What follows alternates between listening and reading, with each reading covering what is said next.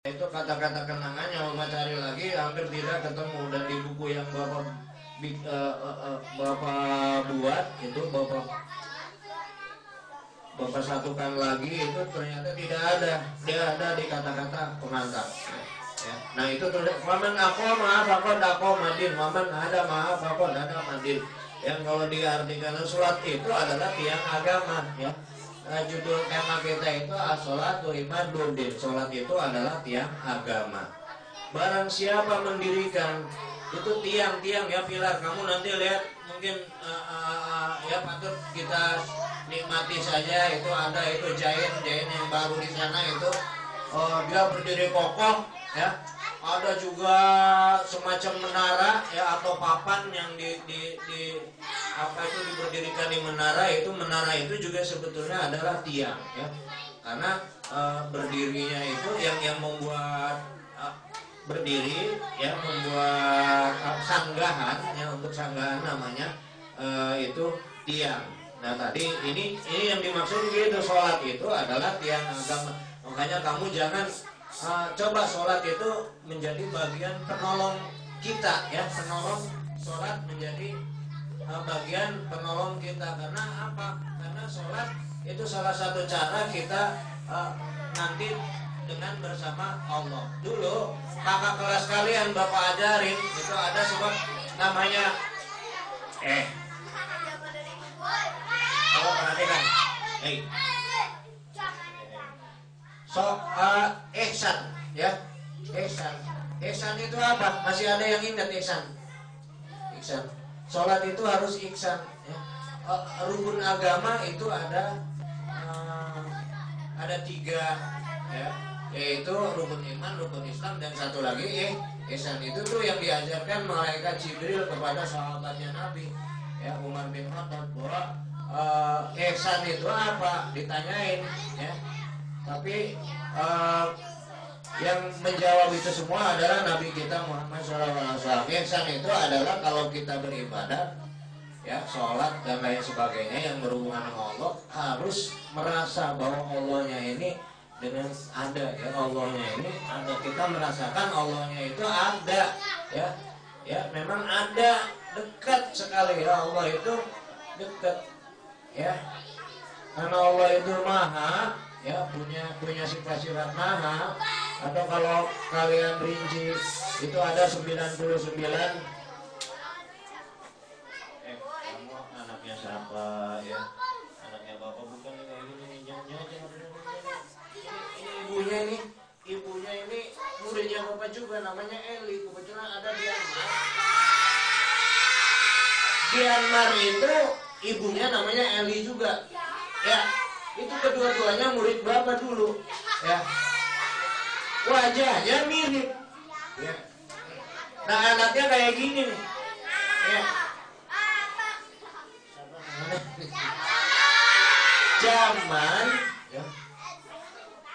Zaman apa? Kemudian anaknya sih sama, ya, Dianmar. Nah gitu anak. Jadi ihsan itu Bapak ajarkan dulu nih anak-anak kecil ini nih. Ada nggak yang miliuner? Yang miliuner tuh punya uang bermiliar-miliar, ada nggak? Bapak pernah di kakak kelas kalian yang udah keluar tuh? Ya, ada. Kalau kamu mungkin nggak? Mungkin nggak? Mungkin saja kata Bapak tuh kepada anak-anak yang udah keluar tuh, mungkin saja. Ya, siapa sih yang ada yang kamu maksud yang udah miliuner, anak kecil masih SD mungkin, atau mungkin juga TK? Jawaban nanya, siapa sih? Mungkin menunjuk kepada artis kecil, ya, artis kecil.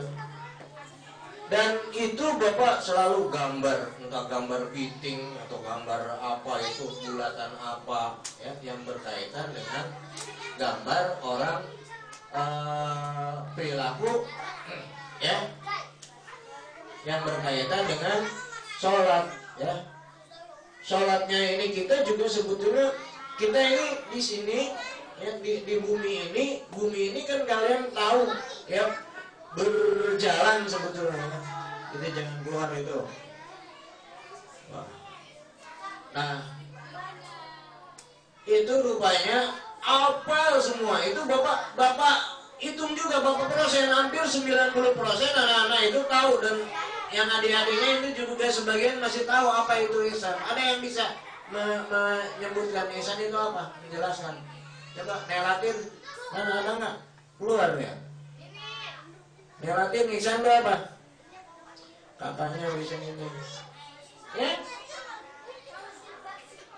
Dia merasa ada Allah aja ya, gitu ya. Merasa ada Allah.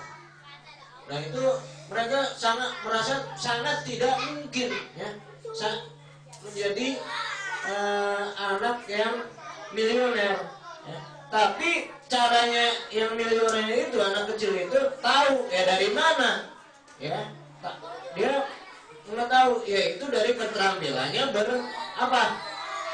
bermain film ya, mungkin menyanyi, mereka tahu. Dan bapak bilang kamu juga, kalian bisa ya, kalian bisa. Nah mereka ya itu mulai dari sana tuh, sholat ya, kemudian mengerti tentang apa itu ihsan tadi. Itu beberapa minggu kemudian datang ya dari Trans 7. Mereka diminta untuk anak-anak yang mau, dan itu anak-anak yang mau ya. Lah itu kemudian maju si siapa itu ya, ada beberapa, kalau jadinya lupa itu namanya ya. Kemudian sampai ditayangkannya ya. Ketika ditayangkannya ada juga beberapa guru yang menonton ya, juga sempat juga merekam dengan alat sederhananya ya, dan rekaman itu bapak juga menyimpan ya. Anak-anak itu udah keluar. Nah itu salah satu jalan ya, sama ya seperti yang anak-anak kecil yang kemudian menjadi kaya itu ya, anak-anak. Nah ini kaitannya dengan sholat ya, sholat ya. Nah, jadi itu ibarat pilar ya, tiang. Nah, di sini juga ada ini satu ayat ya, firman Allah ya, surat Al-Ankabut, yang kalau artikan itu bacalah apa yang telah diwahyukan kepadamu ya, disampaikan ya, wahyu ya, atau firman-firman atau kalimat-kalimat, yaitu kitab Al-Quran, dan dirikanlah sholat ya, ini diperintah dirikan sholat. Nah, tadi juga pilar ya, pilar itu yang menyebabkan berdirinya. Nah, kalau sholatnya tidak ada, itu juga sebenarnya kebaikan kita berbahaya juga ya, karena tidak mendapat tidak akan diperhitungkan ya. Semua sholat itu adalah mencegah dari perbuatan keji dan munkar. Dan sebutnya mengingat Allah, sholat adalah utamanya ya, keutamaannya lebih besar daripada ibadah-ibadah yang lain, dan Allah mengetahui semua yang kita kerjakan. Kecilin ya volumenya, bisa kecilin volumenya. Nah itu ya, sholatnya akan membentengi dirinya dari berbuat yang salah-salah, atau mungkin juga di sini disebutkan keji ya. Sholatnya itu membentengi dari kita berbuat salah ya. Ini kelebihannya sholat. Sholat merupakan salah satu hal yang utama dalam bangunan ya. Karena tadi pilar, tentu ada bangunannya. Kita kokohkan agar Islam yang kita bernaung di dalamnya tidak mudah roboh ya. Kita tingkatkan kebaikan dalam sholat kita dengan melaksanakan secara khusyuk. Dan Bapak perhatikan lagi, ada satu yayasan yang namanya yayasan sholat khusyuk ya, rupanya itu yayasan itu mempelajari terus ya, mungkin sampai akhir riwayatnya yayasan itu nanti ya, dengan tentu ya mudah-mudahan dengan keberhasilannya, dengan kesuksesan ya, karena ternyata yayasan itu banyak temuan-temuan tentang sholat ya, sholat sebagai apa ya, dan ada juga kata-kata di sana selain daripada itu memang yang membuat kita dekat dengan Allah ya, berhubungan dengan Allah ya, dan itu ada kata-kata meditasi ya, meditasi tertinggi itu dari yayasan itu tuh. Meditasi itu sebagaimana yang kita kenal yang berkaitan dengan orang-orang batin ya, orang-orang yang memiliki kekuatan batin ya. Tapi tentu dengan dari ya hal-hal yang memang ada juga mengatakan alam, secara alam saja atau mungkin juga secara ilahiyah ya. Yaitu tadi kekuatan Allah tadi, dan alam juga sebetulnya itu semua berasal dari Allah ya, ingat 99 nama ya, 99 nama Allah atau Asmaul Husna itu juga menjadi pegangan kita. Hai orang-orang mukmin, jika kamu menolong Allah, niscaya Dia akan menolongmu dan meneguhkan kedudukanmu. Ya ayyuhalladzina amanu inna tansurullah yansurukum wa